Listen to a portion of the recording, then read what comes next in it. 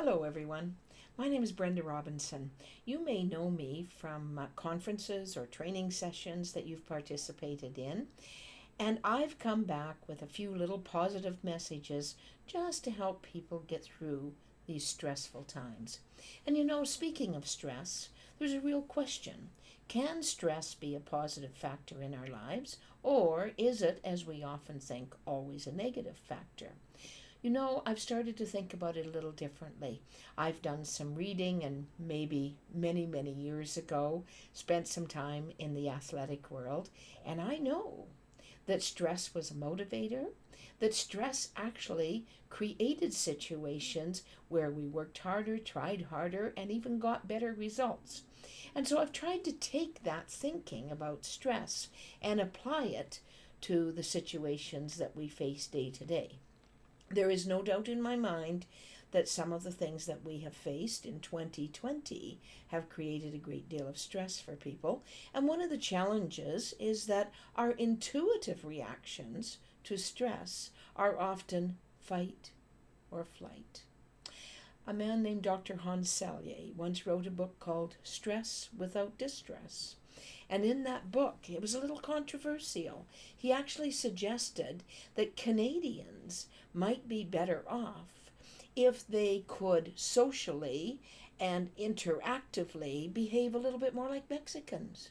And people went, whoa, what's he talking about?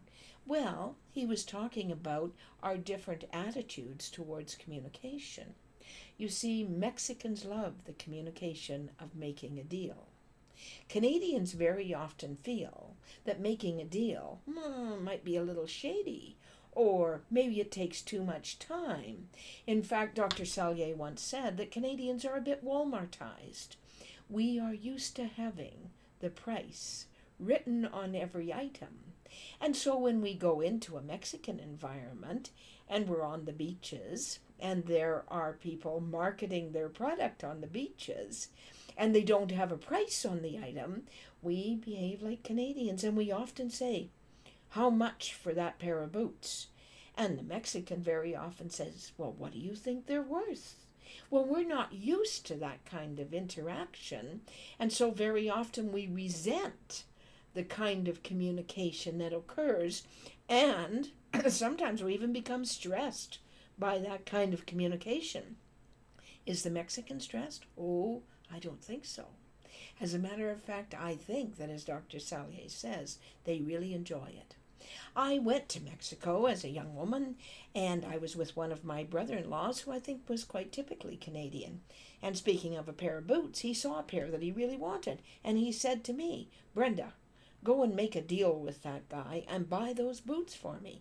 And I said, no, you want those boots? You go and make the deal. But he wasn't used to that kind of communication that wasn't just one price or the other, that wasn't just right or wrong or correct or incorrect. He wasn't used to that style of communication.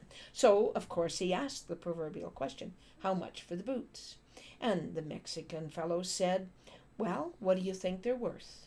And my brother-in-law responded, well, they're your boots. How much do you want for them? And he said, but I'd like them to be your boots, so how much will you pay for them? And I could see my brother-in-law getting increasingly frustrated and stressed. And I actually heard him say, well, if you don't want to sell those boots, then just keep your boots, and walked away. And I felt badly for him because I know he really wanted those boots. And actually, it took a little time to talk to the Mexican. And I said, he really wanted those boots. And the Mexican said to me, well, he doesn't know how to communicate for a deal. And I thought, oh, that's what Dr. Selye is talking about. And the other thing that Dr. Selye said is that when we're not willing to work things out, to problem solve, to resolve them, very often what happens is we carry them around, which is equally stressful. And I know my brother-in-law carried them around because about 35 years later, we were having a campfire together, and he actually said, I'm still ticked off about not getting those boots. Because when we aren't willing to work with people to work things out, very often we end up in a situation where we carry resentment or frustration or annoyance at not being able to make a deal. I think that we are working with people today who are more assertive. They're more willing to express an opinion. There's more openness. There's more ability to share an emotion. And I think that one of the ways that we may have to approach dealing with stress is to buy into that and engage in discussion. I have 3 key words for you, and especially those of you who deal with the younger generation. I think that they are more used to making a deal. I don't think they have faced as many situations where there was only one answer.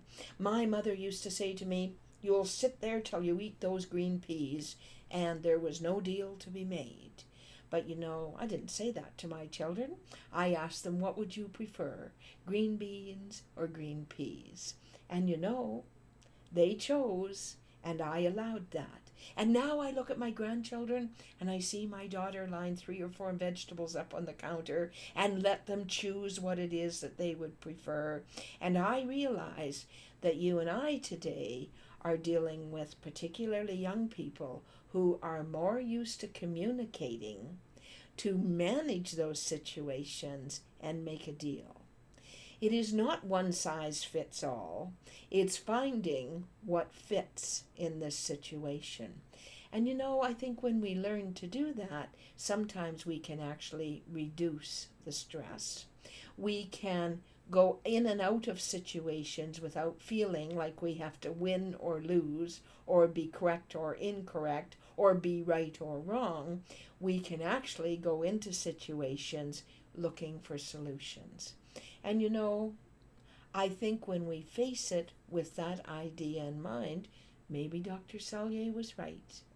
Maybe we need to be more willing to engage in discussion, interaction, ask questions, listen to the answers, take all of that information, and I sound like a game show, but let's make a deal.